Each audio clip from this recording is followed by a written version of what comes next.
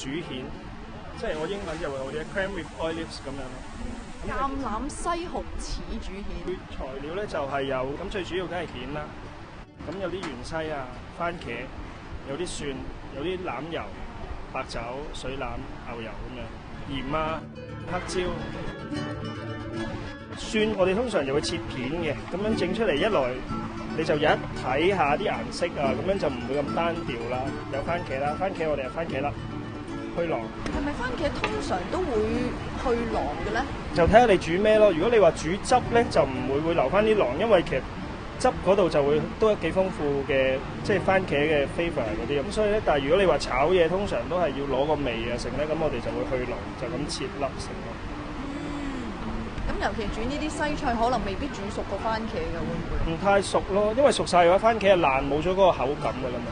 咁你變咗食落去就好似少咗啲嘢，因為你其實西餐同中餐係有分別，西餐係比較着重口感，中餐就真係會味道啊，所有嘢係一定要豐富啲咁樣。番茄啦，同埋黑橄欖同埋蒜都切片，咁啊番茄就係切粒嘅，芫茜就係切碎啦。點解今日會揀呢一道嘅西班牙 tapas 嚟到教我哋整嘅咧？因為呢道菜就係會比較唔係話複雜，即係比較叫做多啲 detail 啲嘅地方做。因為其他嗰啲咧，因為 tapas 佢係本身屬於係一個小食啊，佢哋通常喺啲 cafe 啊、酒吧都會食到嘅嘢嚟。佢哋就比較其實都係類似一啲輕食，好簡單、好方便嘅。咁我揀咗呢度係因為佢又步驟會多啲啦。材料會多啲，咁起碼可以做俾你哋睇到。因為其他好大部分即係好似薯條啊、咩 Parma ham 嗰啲，只不過係一啲好簡單嘅步驟，全部係即係類似我哋街頭小食咁樣嘅嘢嚟。唔需要點樣處理。係啦，唔使點樣處理，但係因為呢一道菜就比較叫做繁複，同埋多啲會多啲獨特啲嘅配料咯。你基本上喺屋企都係可以自己好簡單做到嘅嘢嚟。譬如蜆啦，而家係幾粒咁，即係做個小食啊嘛。但係我可唔可以將佢變大成為一個餸咧？絕對可以。佢當初其實好多其實你 tapas 即係點樣講咧？就好似你去食葡撻啊、蛋撻仔啊，或者雞蛋餅、夾餅一樣嘅，只不過係人哋西式即係西班牙佢哋嘅地方小食係咁樣咯。即係你係可以其實可以整大佢都係一樣，可以出到嗰個效果嘅。好啦，咁其實要切嘅嘢咧就係咁多嘅啫，番茄、水欖片、芫茜同埋蒜片。咁照正常咁西餐咁樣啦，煮熱個鑊啦。咁我哋就會倒少少欖油，咁就先落啲蒜片。咁啊，千祈唔好太熱，因為如果蒜片因為你薄咧，就會好容易燶。咁啊，首先叫做輕輕爆一爆香佢啦。但我見你一開頭咧會熱咗個鑊先，都有少少中式嘅做法喎。因為見有啲西廚咧，或者係即係有時朋友喺屋企煮西餐都會，可能橄欖油同嗰個鑊係一齊熱嘅，即係落咗橄欖油，然後再開火。因為如果你其實點樣講咧，嗰個油你放咗落去，佢其實將會降咗溫噶嘛。你將你嗰個器皿啦，即係你嗰個烹啊成。但係如果你係一度熱住佢，你再放油咧，咁佢變咗唔會降溫咯。如果你降咗溫煮出嚟嘅嘢，譬如你好似煎牛扒、煎咩，咁你咪變咗封唔到佢個肉嘅面啊、三文魚嘅面，咁佢咪會出水啊，啲血水就會流失晒。所以其實呢個係都好多普遍人會做錯嘅一種煮嘢方式。即係你好似睇緊咩香港咪好多節目煮嘢食嗰啲咧，佢哋都係撻着咗個爐一陣，咁啊倒啲油咧，你變咗基本上你放所有嘢咧就好似浸佢咁咯。落咗蜆啦喎，而家。首先依家叫做爆一爆、兜一兜佢啦，咁我哋就會倒啲白酒，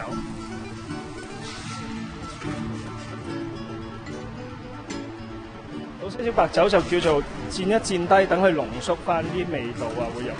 跟轉個頭，我哋就會有啲雞水喺度，有啲雞肉啊、菜啊整出嚟嘅湯咁樣咯，咁令到佢個味道就更加會豐富啲咯。但係如果喺屋企整咧，即係好少話，即係又另外為呢道菜做一個湯底。所以咪有人發明咗雞粉呢樣嘢咯。但係我哋始終酒店我哋係唔會用雞粉，我哋全部大部分我哋都係所有雞湯啊、牛湯都係自己熬製。咁通常咧就倒一至兩殼嘅雞湯。喺佢哋未開殼之前。咁轉個頭你又見佢好似蝴蝶咁，類似啦，真係飛起咁樣咯。要等一等，因為呢個其實都係一個叫做竅門嚟嘅。因為其實好多人都係會話中式咧就唔同，因為中式佢哋嘅爐咧係會比較猛火，因為佢哋嗰啲爐係比較犀利咧，可能真係會炒得令到啲蜆會爆晒殼。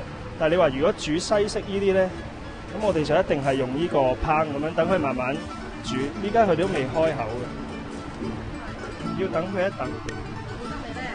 說時遲那時快，開咗啦，已經開咗啦。你講兩句佢就開咗咧。咁所以要再等都係一等，因為佢仲未開晒。真係好方便喎。其實係好方便㗎，你最緊要係買齊材料。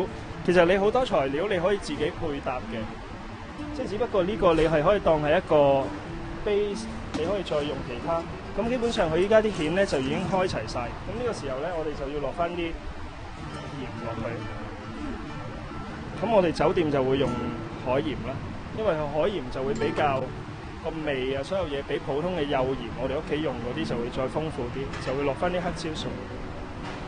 呢個同日本嘅清酒煮蜆有啲咩唔同咧？都係用白酒喎。日本嘅清酒煮蜆，佢最主要佢係真係全部落清酒咯，同埋會有啲味淋啊，同埋其他嗰個叫做類似昆布咁嘅，即係嗰啲日本嘢食啦。咁但係呢個就比較着重佢有多層次啲咯。佢因為佢打後仲會有水欖啊、芫茜嘅同埋番茄，都係啲味道係會特別啲嘅。咁呢個時候咧，我哋就落埋啲番茄，因為我哋都唔係諗住佢要熟晒，其實係要攞佢個臨尾有一個味，等你一路食落去，佢因為係可以夾雜住喺個蜆嗰度食。好靚咯，我知道有唔同嘅顏色喺度。其實就臨尾我哋會落一個牛油，令到佢會更加滑身少少。我反而唔係開頭爆香佢嘅時候用牛油。如果你開頭已經用咗牛油咧，佢個味因為你煮得咁耐嘅時候，佢已經揮發晒。但係當你臨尾再落翻一嚿牛油落去咧，你變咗個口感就會包住晒咁樣。呢個都算係少少嘅秘訣喎。咁呢個菜就完成咗㗎啦，其實。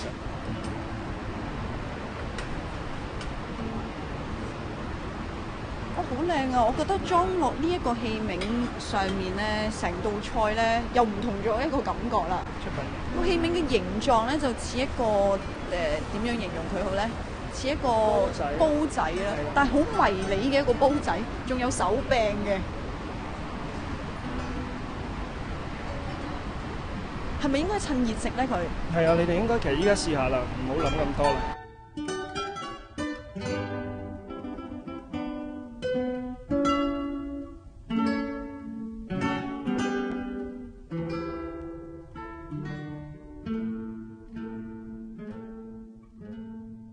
好清，因為咧咁佢係用白酒煮啦，咁就其實都係一個幾清嘅煮法嚟嘅。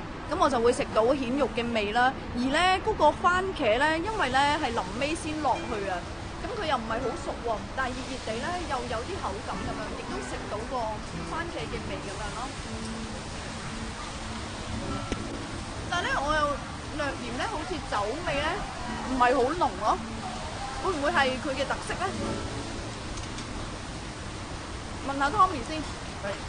Tommy，我自己食落咧，就覺得佢酒味反而唔係好濃咯，係咪係咁嘅咧？因為你酒味其實已經係佔低咗啦，一來同埋二來你加咗雞水同牛油，就變咗會冇咁重嘅味道咯。但係你仲會有嗰種有酒嘅味道喺度，但係就一定唔會太濃嘅，因為佢其實呢啲係我哋送酒啊食嘅。哦。都係咁樣，加住咧。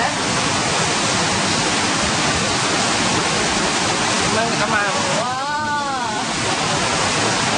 感覺點啊？好新鮮，你食嘅時候咧，佢唔會話